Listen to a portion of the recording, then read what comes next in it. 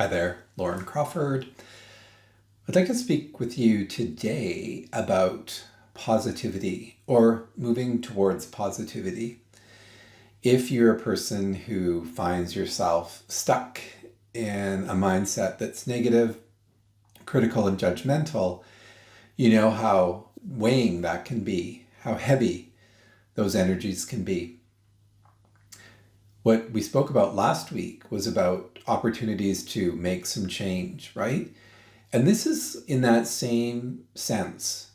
When our mind is structured in such a way that we tend to see the world from a more negative, critical, heavy, dark place, we do have options to change. And yoga, as a vehicle for change, can really help us here.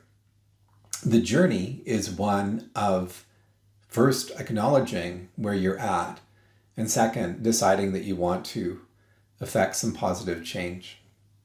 Some of us grew up in environments where we were fortunate enough to have loving and caring families. Our environments were nurturing. There was a lot of positive energy around us, but not everyone had that upbringing. Some of us grew up in households where there wasn't necessarily that unconditional, loving environment, where there wasn't a positive flow of energy, where our lives and our experiences weren't always affirmed. And for those of us who were in that area of lacking, shall we say, we can do work to get out of mindsets that were established then. In those early formative years, the households in which we were raised, the parents that we had, the families and guardians around us, the schools we attended, the friends that we were associating with, in those formative early years, those first few years of life, the impressions that are created are very deep, and they inform how we see and be in the world.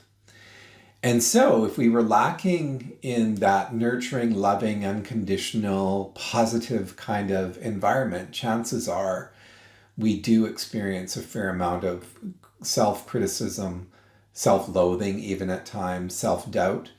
And that transcends outward. So our environments, the people around us, our colleagues, even friends, we can be a bit critical and negative towards. So what are we going to do about this, and how can we shift this? This is really the thrust of this discussion. And I'm going to propose 4 avenues for change that are part of this journey. And trust me, this is a journey that I've been on as an adult, coming from a place of being an incredibly negative young person and having to learn how to first accept and forgive myself, and then move on and start to make changes in my life. The first thing I'm going to suggest is that you create a journal to track your critical negative thinking patterns. I know this sounds heavy or daunting, but trust me, it will be worthwhile, because what we need to do is draw consciousness to the amount of negativity, critical thinking that's occurring. So I'm going to suggest that you have a little notepad that you carry with you. Some of you will want to use your digital device. Your smartphone might have a notepad feature in it that you're comfortable using. I know mine does, and I quite like it. Whether it's a hard copy notebook or your digital device, I'd like you to start tracking. So every time that there's a negative impulse that comes up around, a critical thought about your own being, about someone around you, whether it's family, friend, colleague, and just make a note of the thought that came up. If you do this daily, and at the end of every day, I'd like you to read through those. And after you've read through them, just take a moment to reflect, and then take another moment to forgive yourself. Take that moment to forgive yourself. Because you were thinking the way you are, because it's who you are in this moment, in this time. It's neither good or bad, right or wrong. It simply is. So forgive yourself. And let's do this for an entire week, tracking events that are construed as negative thought patterns, critical thought patterns around yourself or others. And do your forgiveness at the end of the day. The next step here is going to be, if you're not already doing it, and guess what? Stillness and meditation. I know meditation freaks some people out, but you don't need to make it difficult.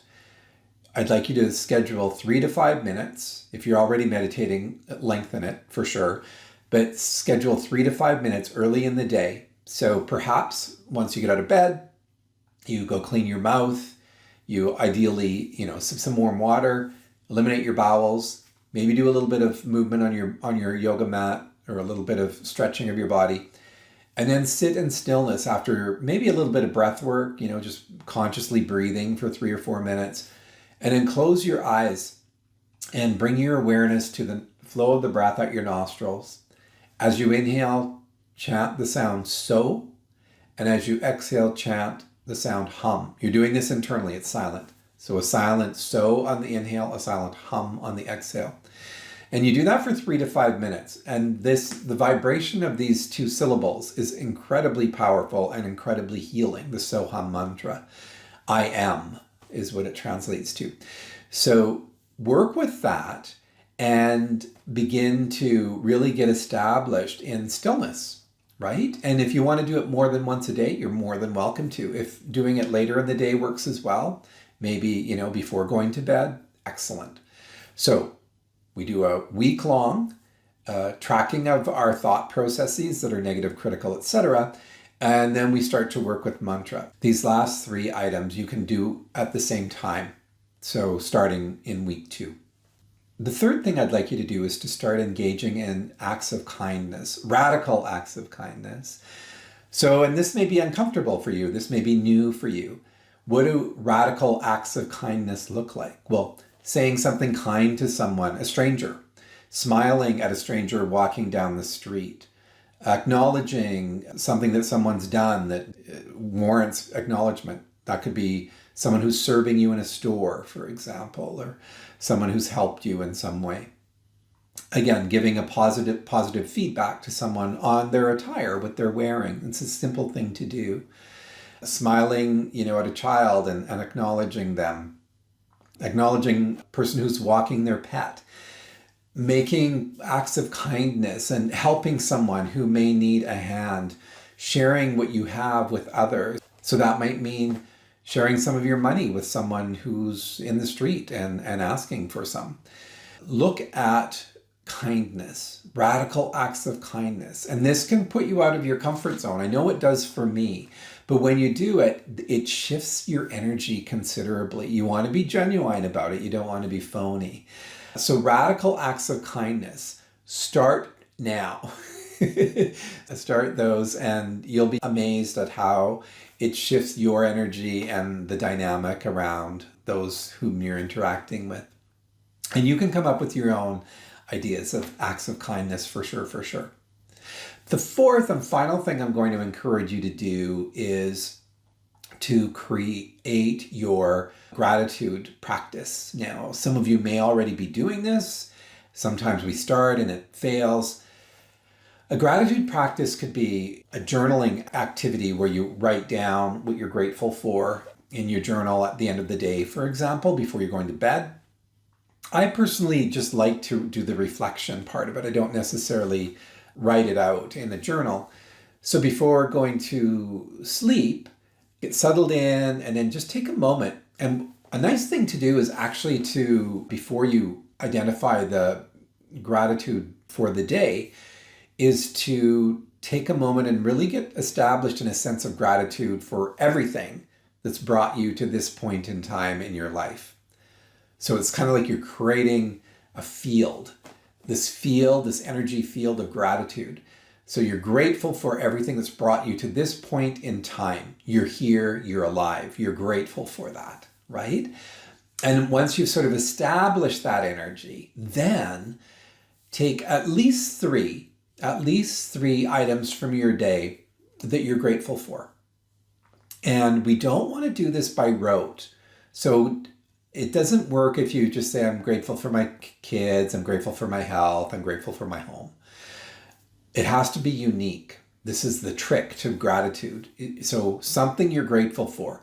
And the interesting thing is, it can even be something that has a quote unquote negative kind of feel to it. If you had an argument with a colleague at work that you were able to resolve, or maybe even not resolve, but it brought up some stuff for you, you can be grateful for that opportunity to learn, to grow, and to reflect. So it doesn't only have to be the feel-good stuff. It can also be the stuff that maybe challenged you a bit, that's helping you to learn more about yourself. So gratitude. And again, 3 unique items from your day, minimum of 3. It can be more if you'd like. And just reflect on those after you've remembered them, reflected upon them, and then again, take the time just to thank yourself. And from there, go off into your sleep. So it's a really great place to sort of reposition the mind as you're heading into sleep, in a place of positivity. So why all of these things? Because we know, as I stated at the beginning, if we tend to the negative, if we tend to the critical, if we tend to the self-doubt, if we tend to the self-loathing, if we tend to the miserable, then our lives are heavier. Our lives can have a dullness to them. Our lives can feel not all that uplifting or worthy. When we start to make these shifts, we get lighter. When we get lighter, we get brighter. When we get lighter and brighter, our energy shifts necessarily. And these shifting energies can shift what's going on around us, who's attracted to us and who's no longer attracted to us. This is important. So as we work towards more positivity, you'll start to realize a sea change in how you're experiencing your life. And it's quite remarkable. You'll feel healthier both in your body, in your mind, and in your soul. And that's a gift. That's a gift that's valuable. I welcome you to take these 4 practices and start to work with them. Again, start with your anger, critical reflection journal for a week. And then after that week, begin to add in these other practices and do them with diligence, and do them with discipline, and do them with care. Because it is that old sort of scenario of, you've got to stay on the wagon. When you fall off the wagon, old patterns come back, and patterns are thought processes, right? So old ways of seeing the world will come back. So it's really important that there's this commitment and there's a discipline around doing these practices. Discipline's not a bad thing. It's actually really, really good. It gives you structure. So work with these, have fun with them, and watch yourself grow and shift and change. The changes will be remarkable, and folks around you will be so, so grateful, and you'll be grateful too. Your life will just start to feel a lot better, a lot more positive. All right, that's it for this time. We will talk to you soon. Feel free to comment below. So remember to sign up for my newsletters as well. Take care.